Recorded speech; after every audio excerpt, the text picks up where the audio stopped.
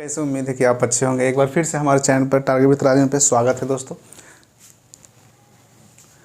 तो चलिए हम लोग स्टार्ट करते हैं। अब आपके सामने दिख रहा होगा आपको बोर्ड पर सीटेट बीटेट अंक के बारे में। सीटेट बिहार का 7वां चरण शिक्षक बहाली जो है वह अप्रैल में कमिंग सून है। आप लोग को मालूम ही होगा कि अप्रैल में ये वैकेंसी जो है आने वाला है। ठीक है, तो यह आने वाला वैकेंसी जो है ये बेहतर आपके भविष्य के लिए जो है बहुत ही अच्छा एक तरह का मौका है आप लोगों के लिए, क्योंकि 40,000 शिक्षकों का बहाली लगभग मार्च लास्ट तक उनको नियुक्ति पत्र बांट दिया गया है। लगभग को बांट दिया गया है 38,000 को, 2,000 जो है बचे हुए जिनको चल रही है प्रक्रिया। मार्च तक उनको योगदान कर देना है हर हाल में 1 महीना, नहीं तो अन्यथा वह स्वतः ही समाप्त हो जाएगा, उनका दाखिल खारिज हो जाएगा। ठीक है, तो चलिए अब हम बात करते हैं यहाँ पे बिहार शिक्षक बहाली जो नियमावली है। आप लोग को मालूम ही होगा 2020 उसके पहले 2012 का नियमावली आया था।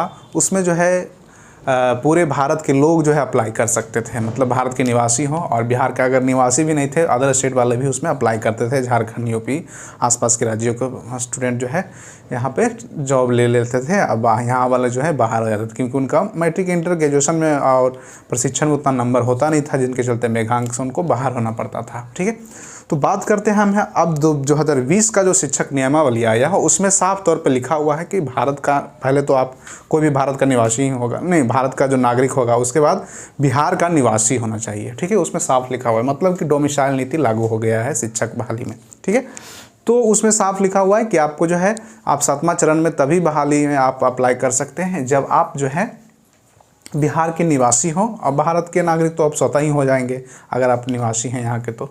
ठीक है, तो चलिए अब हम बात करते हैं कुछ ऐसे, जैसे कि आप लोग को सीटेट आप लोग दिए हैं और पास भी हुए होंगे, कई लोग तो फेल भी हो गए होंगे, क्योंकि इस बार का जो है पेपर 1 में 4 लाख बच्चे कुछ पास किए हैं और पेपर 2 में 2 लाख बच्चे ही पास किए हैं। ठीक है, तो बहुत ही कम रेशियो रहा है पास करने वाला का। ये हर साल इसी तरीका का रहता है ग्राफ। चलिए, तो कोई बात नहीं। देखिए, आप लोगों को मालूम है कि सेंट्रल का जो कटअप होता है वह किस तरह होता है। सेंट्रल का कटअप हमारा जनरल के लिए 90 मार्क्स होता है, निर्धारित है नहीं, उसमें आपको कोई EBC OBC करने का ज़रूरत नहीं है। आप जनरल में हैं तो आपको 90 मार्क्स चाहिए ही चाहिए सेंट्रल। ठीक है, और अगर आप OBC या SC ST हैं, ठीक है, तो यह जो है आपको 82 अंक रहना चाहिए। ठीक है, तो लाइफ टाइम जो है आपको सीटेट तो अब वैलिडिटी दे ही दिया है। आप लोग को मालूम ही होगा कि जो है सेंट्रल से जब आप सीटेट पास करते हैं तो वह लाइफ टाइम आपका वैलिडिटी जो है दे दिया गया है। ठीक है, तो आप लोग को मालूम है। लेकिन एक चीज़ हम बताने जा रहे हैं वह हमारा है, क्या सेम तरीका से ही 7वां चरण में क्या यही इसी तरीका से सेंट्रलाइज तरीका से जो बात की गई है, ऑनलाइन तरीके से जो वैकेंसी जो आएगी और उससे सेंट्रलाइज करके उसको बहाली को लिया जाएगा, पूर्ण किया जाएगा, तो उसमें कैसा मापदंड अपनाया जाएगा जो सीटेट या बीटेट जो पास हैं, ठीक है, जो शिक्षक। तो चलिए सबसे पहले हम बात करते हैं कि मेल में देखें, अगर आप बिहार के निवासी हैं तो आपके लिए तो ये वीडियो जरूर बहुत ही इंपॉर्टेंट है। खासकर मेल में अगर हम देखें तो जनरल के लिए जो है आपको मालूम ही होगा कि जो बिहार का वैकेंसी आएगा उसमें जो है जो पिछला हुआ 6ठा चरण, उसके बेसिस पे हम बता रहे हैं, और 7वां भी आएगा तो इसी के बेसिस पे आपका बहाली होगा। ठीक है, अगर आप जनरल में हैं, UR कैटेगरी में हैं, अनरिजर्व कैटेगरी में, तो आपको 90 मार्क्स होना ज़रूरी है। मेल कैटेगरी के लिए मैं बात कर रहा हूँ, मेल वाले के लिए। ठीक है, जो मेल हैं उसके लिए 90 मार्क्स चाहिए। जो EBC में है उनके लिए 82 मार्क्स रहना चाहिए। EBC वाले कैटेगरी के जो बच्चे हैं, इकोनॉमिक एजुकेशन जो क्लास के होते हैं, उनके लिए 82 मार्क्स होना था। वो भी मेल की बात कर रहे हैं हम। ठीक है, फीमेल का भी बात नहीं कर रहे हैं। उसमें कितना चाहिए, मेल को 82 मार्क्स चाहिए, तब आप इसमें अप्लाई कर सकते हैं 7वां चरण में शिक्षक बहाली में।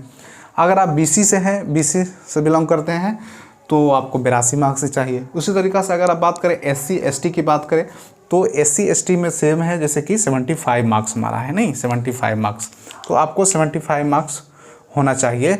इस बहाली जो 7वां चरण जो वैकेंसी आएगी, 7th फेज जो शिक्षक बहाली आएगी, लगभग 50,000 सीटों की बात की गई है, शिक्षा मंत्री ने कहा है।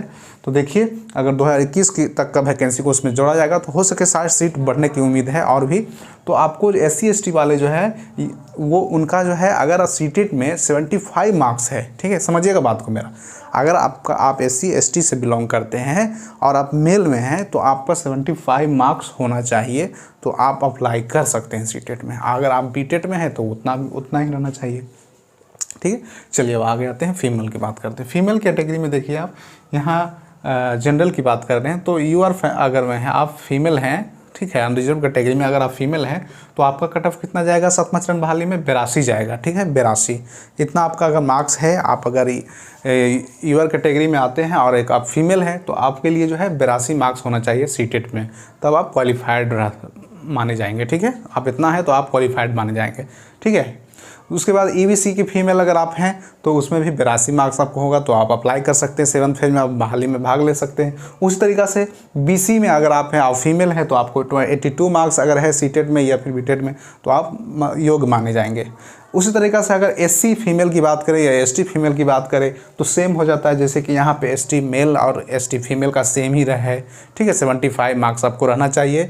आप अगर पेपर 1 में आपको 75 मार्क्स आ रहा है सीटेट में या पेपर 2 में 75 है तो आप उस बहाली के लिए योग्य माने जाएंगे, ठीक है। चलिए अब बात करते हैं पीएच वाले के लिए। जो पीएच वाले कैटेगरी है उनके लिए कितना मार्क्स चाहिए, तो उनके लिए भी 75 मार्क्स चाहिए। 75 मार्क्स आपको अगर कम से कम आए हैं तो आप क्वालिफाइड माने जाएंगे। आप ये जो 7th फेज जो बहाली आएगा 7वां चरण का जो है उसमें आप इतना नंबर है आपका पीएच में आप में है तो आपको जो है योग्य माना जाएंगे, ठीक है।